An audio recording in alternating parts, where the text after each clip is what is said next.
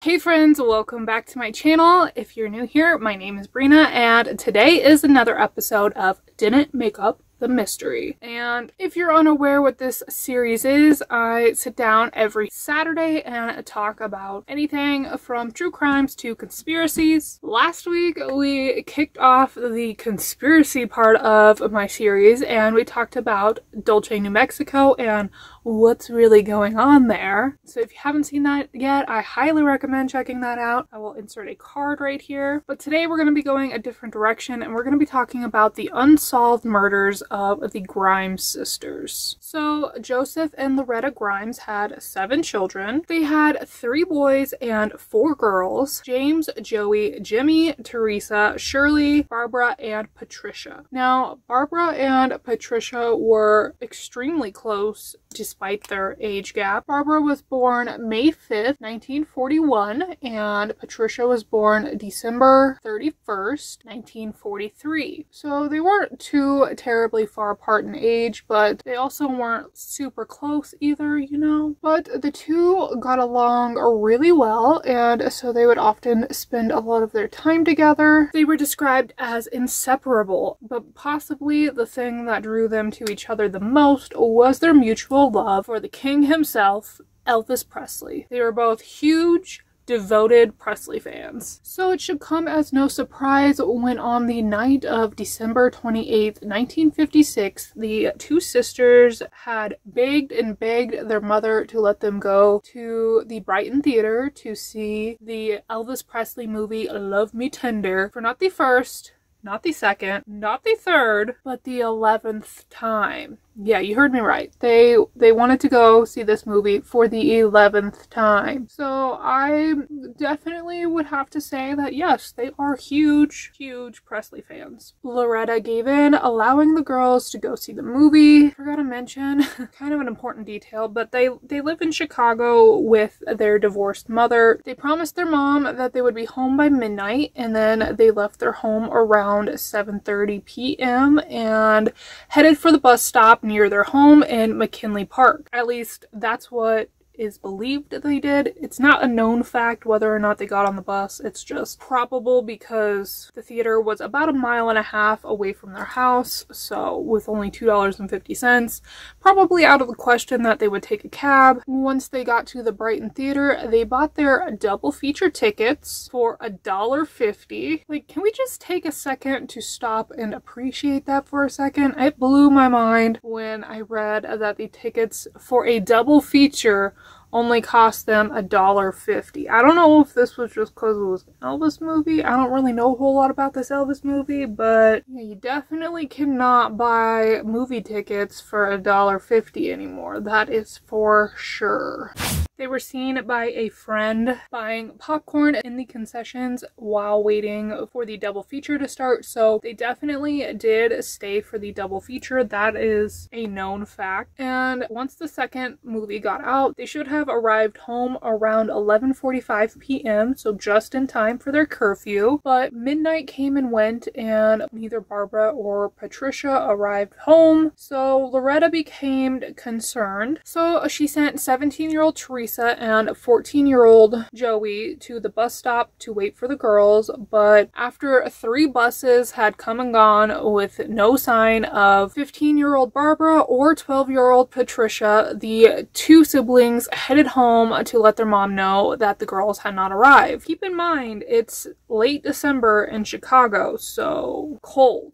So once Loretta saw Joey and Teresa coming home without Barbara or Patricia, she really began to panic because by this point she had called all of the girls as friends to hopefully discover that they were just with a friend and were just being rebellious teenagers. But sadly that is not the case. Loretta filed a missing persons report with the Chicago Police Department at 2:15 a.m. on December 29th. And initially Initially, cops just suspected that the sisters had run away. They didn't really take the case seriously, so from the very beginning, this case pretty much went nowhere. And there's suspicions that the girls just simply ran away only grew once they started receiving numerous potential sightings. Numerous people, including the bus driver, told investigators they had seen these sisters boarding a Chicago Transit Authority bus heading east into the city after the movie ended. According to eyewitnesses, the girls got off the bus at Western Avenue, which would be approximately halfway between the movie theater and the girls' home. So nobody really knows why they would have gotten off early. Why wouldn't they just take the bus all the way to their usual bus stop? Then a security guard named Jack Franklin told investigators that he had offered directions to two young girls on December 29th, approximately 12 hours after the girls had left the movie theater. So it would have been around 10, maybe 11 o'clock in the morning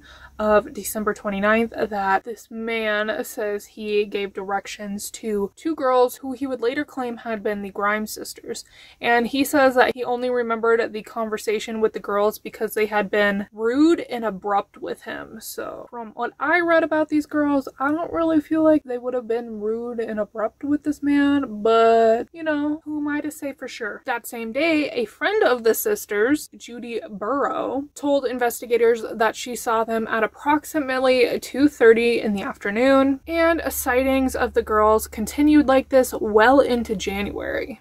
So like I said, investigators really just thought the girls had run away, possibly to Nashville because of their deep, deep love for Elvis Presley. And this theory was just enhanced when on January 17th, investigators received a tip that the girls had been spotted in Nashville. A woman named Pearl Neville told investigators that she had met both of the sisters in a restroom on January 9th. She said they looked very tired and disheveled. She claims that she accompanied them to a state employment agency to help them look for work, and a clerk at the same agency later corroborated this story. She identified the Grimes sisters from photographs that she was shown and said the girls used the surname Grimes when filling out their applications. But finally, police started to suspect that maybe Loretta had been correct all along in believing that her daughters had in fact not run away and that something bad had happened here. So after about a week of no contact with either their family or their friends, investigators finally started listening to what Loretta was saying, and they started suspecting that maybe this wasn't actually a runaway case after all. Which, don't even get me started on the fact that police are like, who cares if they ran away? They're 15 and 12 years old. That's not allowed. They should, I know the 50s were a way different time than it is now, but it doesn't matter what the date is. Police should have taken this seriously from the beginning and started looking for the girls immediately after the missing persons report had been filed. But finally, after about a week missing, police really started taking the case seriously, and this is when searches started to happen. But keep in mind that in the week that police wasted, the media had gotten wind of this case and it was starting to really catch on. There were extensive media appeals asking for the girls to come home, or for whoever had them to release them home, and asking for eyewitnesses to contact police. Finally, a citywide search was initiated to find the girls, and it was bolstered by hundreds of volunteer searchers, while police conducted door-to-door canvassing in Brighton Park. They also dredged numerous canals and rivers searching for the girls. The church the Grimes family attended offered a $1,000 reward for information leading to the sisters' whereabouts, but sadly nothing ever came of that.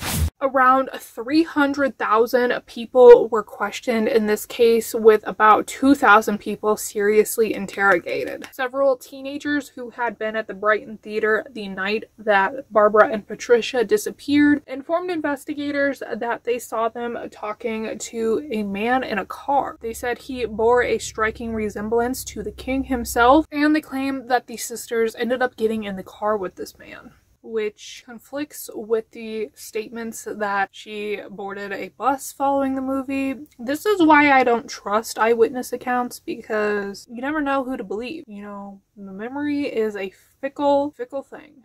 Then on January 19th, 1957, an official statement was issued from Elvis's Graceland estate. It said, quote, "If you are good Presley fans, you'll go home and ease your mother's worries." Elvis even made a direct radio plea urging the girls to return home. Then on January 22nd, 1957, a construction worker named Leonard Prescott was heading home from work when he noticed what he believed to be mannequins off the bridge over Devil's Creek. He continued home, but he was very skeptical about what he saw. He started thinking about it more, and he thought those probably aren't mannequins. So when he got home, he picked up his wife and he took her back to where he saw what he thought were mannequins. And when they got there, they got out to investigate further. Once his wife realized what they had found, she fainted. They had found the nude, frozen bodies of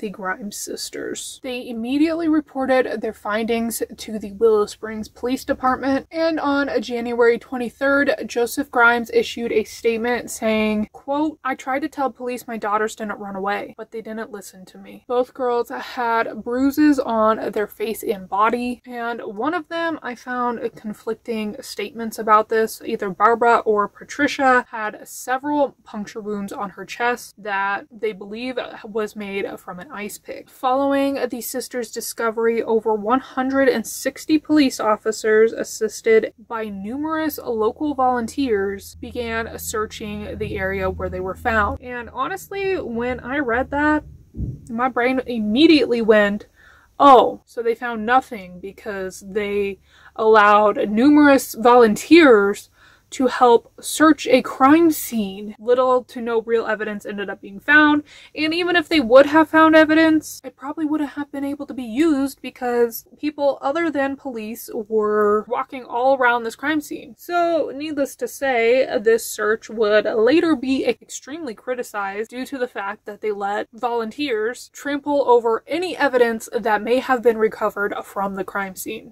Barbara and Patricia's autopsies were performed by 3 experienced forensic pathologists, but after 5 hours of examination, they were unable to reach an agreement on either a date or a cause of death. What they did determine, though, following an exam of the stomach contents, was that they had most likely died within about 5 hours from the time they had last been seen, making the most likely time of death either late evening on December 28th or early morning on December 29th. They concluded that many of the wounds found on the girls' bodies had most likely been caused by rodents, with the actual puncture wounds having happened most likely after death. And the toxicology revealed that neither girl had been drugged, drunk, or poisoned. Strangely enough, though, none of the girls' clothes were ever discovered, yet pathologists described their bodies as being remarkably clean. They were also able to determine that Barbara had had sexual intercourse, either consensually or unconsensually, around the time of her death. So I'm gonna guess unconsensually, but you know, they weren't able to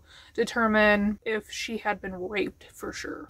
My neighbors are being super loud. I've been waiting for like 10 minutes for them to leave now or something, but apparently that's not gonna happen anytime soon, so sorry for the bad audio here, but I'm gonna get on with the story. The official death certificates for both Barbara and Patricia list their cause of death as murder. The specific means of death was listed as being a secondary shock resulting from exposure to low temperatures. It's believed that the girls' bodies had lain undiscovered for more than 3 weeks because a layer of snow had blanketed the area on January 9th. This snowfall had rapidly melted in the days immediately prior to the discovery of the Grimes sisters. But the chief investigator for the Cook County Coroner's Office, Harry Gloss, disagreed with the official time of death. He later stated to the media that there had been numerous marks of violence on those girls' faces, and he did not believe that those were post-mortem rodent marks. He did not believe it was due to a post-mortem rodent infestation. He also claimed that a thin layer of ice found encrusted on and around the sisters' bodies indicated that they had most likely been alive until at least January 7th. Only after that date would there have been enough snowfall to react with the girls' body heat to create the layer of ice discovered. Harry also stated that the girls had been sexually assaulted throughout their alleged period of captivity, adding that semen was found in Patricia during the autopsy. He also stated that curdled milk was found in Barbara's stomach when she is not known to have drunk milk either at home or at the movie theater that night. Harry Gloss went on to assert that the wound marks noted on the girls' bodies had neither been adequately investigated or considered. He believed that the wounds and marks were evidence that the girls had been beaten prior to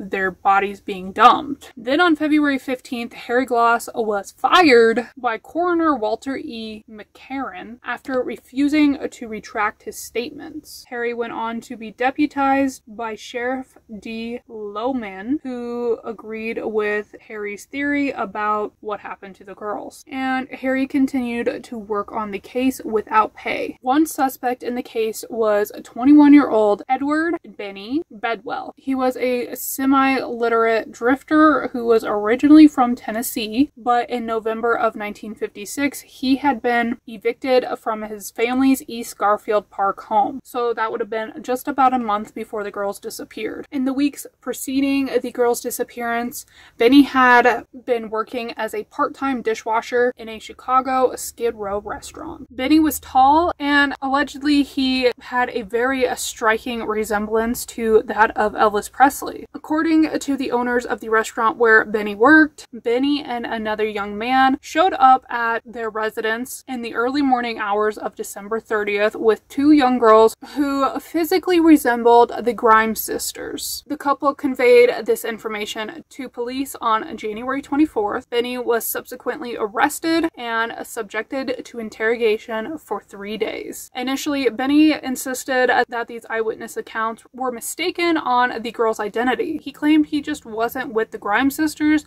that he was with 2 other girls. I feel like a very easy way to clear this up would have been to inform police of the identity of those said young girls, but that's just me. I don't know. On January 27th, 1957, Benny was formally charged with the murders of the Grimes sisters after he had signed a 14-page confession in which he stated he and his 28-year-old friend, William Cole Willingham, had in fact been in the company of the Grimes sisters on December 30th. He claims he stayed in their company until January 7th and that they had typically spent their time drinking in various West Madison Street Skid Row bars. He went on to claim that after several days in the girls' willing company, shortly after he and William had fed the girls hot dogs, they had extensively beaten both girls before throwing their nude bodies in a snow-filled ditch when they had refused the men's sexual advances. Loretta Grimes had read the confession and was quoted stating, "It's a lie. My girls wouldn't be on West Madison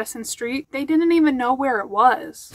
William Willingham had admitted to being in the company of Benny on December 30th, but he denied that the Grimes sisters had been there, just like Benny had in the beginning. He also emphatically denied any involvement in the Grimes murders. Benny himself would later go on to recant his confession, stating he had only confessed after being held in custody for 4 days, and he, like many other people, believed that once he confessed, the police would let him go. The autopsy report reports also supported Benny's recantation because no alcohol or hot dogs were found in their blood or digestive systems, and they had not been beaten to death. Plus, Benny clocked into work at 4:19 p.m. on December 28th, and he did not clock out again until 12:30 a.m. on December 29th. Therefore, he just would not have been available during the suspected time period of the girl's abduction.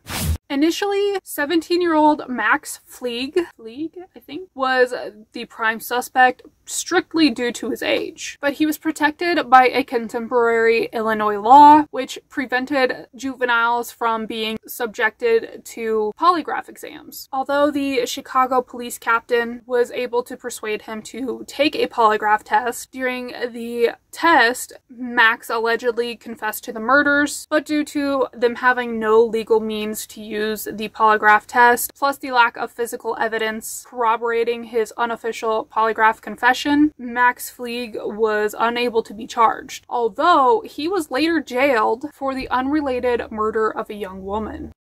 Coincidence?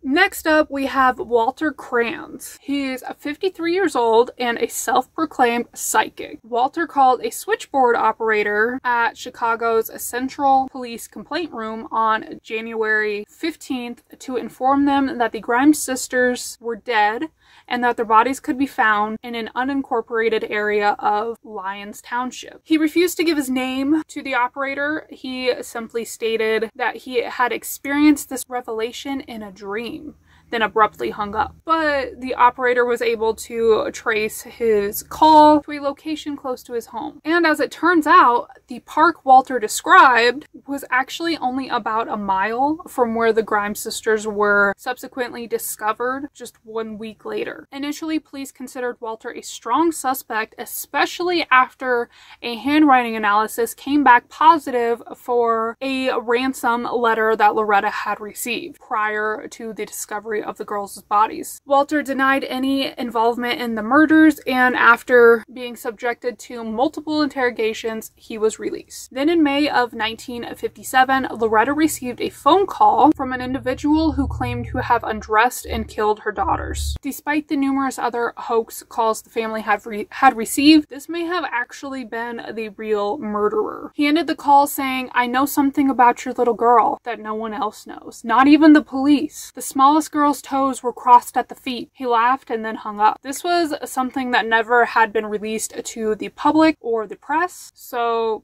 quite possibly it could have actually been the killer. And then about a year after the girls' deaths, Loretta publicly stated that she strongly believed the girls had been murdered by somebody that they knew, because despite the fact that it was a very frigid night in Chicago, she knows in her heart that her daughters would have never gotten into a car with somebody that they didn't know. Then in 2013, a retired West Chicago police officer, Raymond Johnson, began his own personal investigation into the case. He strongly believes the case could still be solved with public assistance. His number one suspect in the case, 23-year-old self-confessed child killer Charles Leroy Melquist. Charles had been convicted of the September 1958 murder of a 15-year-old girl, Bonnie Lee Scott. Charles had in fact known Bonnie prior to her death, and her decapitated body had been found 2 months after her disappearance, less than 10 miles from where the Grimes sisters' bodies had been discovered. Investigators noted similarities between Bonnie's and the Grimes sisters' murders and disposals. But Charles was never actually questioned in the Grimes sisters' case because his attorney had forbidden him from being subjected to questioning in this case. The day after Bonnie's body was discovered,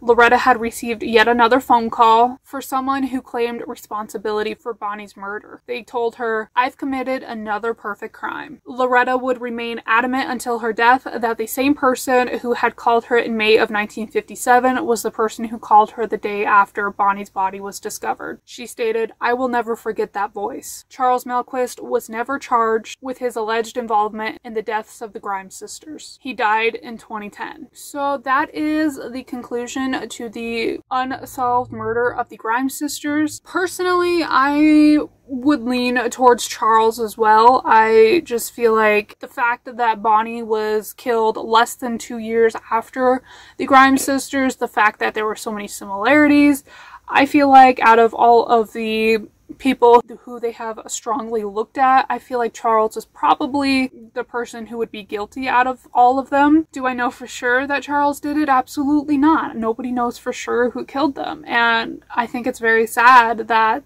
police handled the case the way they did. I just can't imagine letting a 12 and 15-year-old girl run away and not looking for them. It blows my mind that police used to work like that. I know they used to, but why? Why would you not look for them? Maybe if they had looked for them, they would have been able to find them, because the girls died from being subjected to the cold temperatures for an extended period of time. If they would have been out searching the city, there's a good possibility they would have found them alive, I think. Let me know what you think about this case in the comments. It was a very upsetting case for me. Let's just say that. I had a really hard time with this one. Also, let me know what you would like to hear me talk about next time. I don't know that I'm going to have a new video next Saturday because I have prior commitments and I just don't think I'm going to have the time for it. So let me know what you would like to hear me talk about 2 weeks from today, and give this video a thumbs up if you enjoyed it. Thank you so much for watching, and I hope to see you next time. Bye!